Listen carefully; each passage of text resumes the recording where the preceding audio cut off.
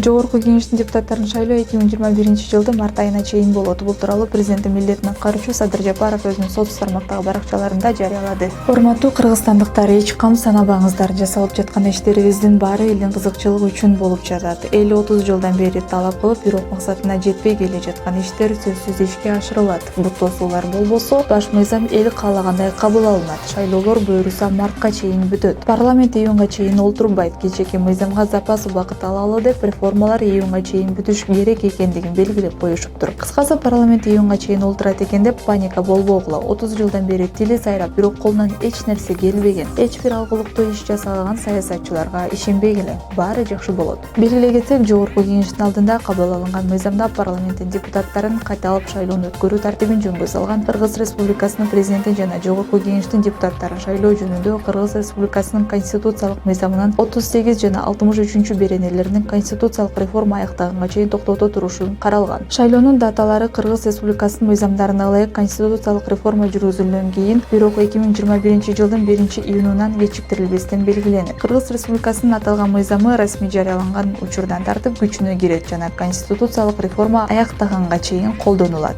Орусиянын президенти Владимир Путин 22 октябрда Валдай эл аралык талкуу клубунда Кыргызстандагы соңку окуяларга көз карашын билдирди. Менимче, ал жакта болуп жаткан окуялар Кыргызстандын кыргыз элинин шору, шайлоо сайын төңкөрүш болот. Бул күлкү эмес, билесиздерби, бул эмнени айгинелейт. Көп мамлекеттер мамлекеттүүлүктү түптү, өнүгүү маданиятындагы алгачкы кадамдарын шилтеп жатышат. Кыргызстан ОДКБнын ИАЭПтин мүчөсү болгону мени кубандырат. Биз Кыргызстан тынып кетишине жардам бериш үчүн көп иш кылдык. Кыргызстандын экономикасына, ар кыл тармактык өндүрүшүнө көп колдоо көрсөттүк.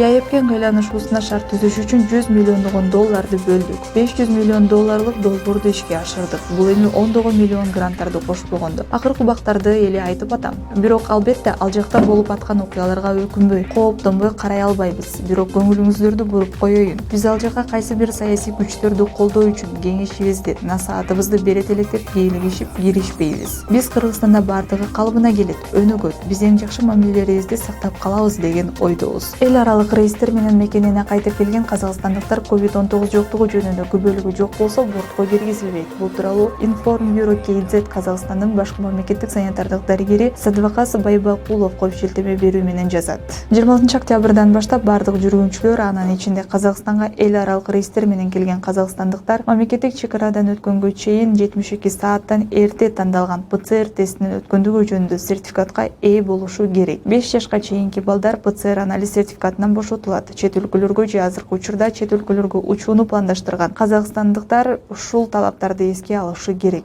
деп айтылат медициналык дарыгердин билдирүүсүндө. Турстат порталы аралаш мушташ өнөрү боюнча онлайн сурамжылоонун жыйынтыгы боюнча Россиянын жана КМШ өлкөлөрүнүн мыкты салмак категориясына карабастан мушкерлердин рейтингин түздү. Россия Федерациясынын жана КМШ өлкөлөрүнүн ММА мушкерлеринин мыкты ондугун Валентина Шевченко, Лиана Джоджуа, Анастасия Янкова, Мария Агапова, Яна Кунецкая, Александра Альбу, Антония Шевченко, Лилия Казак, Лилия Шакирова, Ирина Алексеевалар түздү. Валентина Шевченко үчүн Россия Федерациясындагы жана КМШдагы мыкты ММА мушкери катары 25%, Лиана Джоджуага 18%, Анастасия Янковага 13%, Мария Агаповага 9%, Яна Кунецкаяга 8%, Александра Альбу үчүн 7% берилген. Антония Шевченко 6%, Лилия Казак 6%, Лилия Шакирова 4% жана Ирина Алексеева үчүн 3% добуш берилген. Рейтинг 2020 жылдын октябрь айында Турстат сайтындагы аралаш мушташ өнөрү боюнча 10 миңден ашык көрөрмандардын арасында жүргүзүлгөн онлайн сурамжылоонун жыйынтыгында берилген.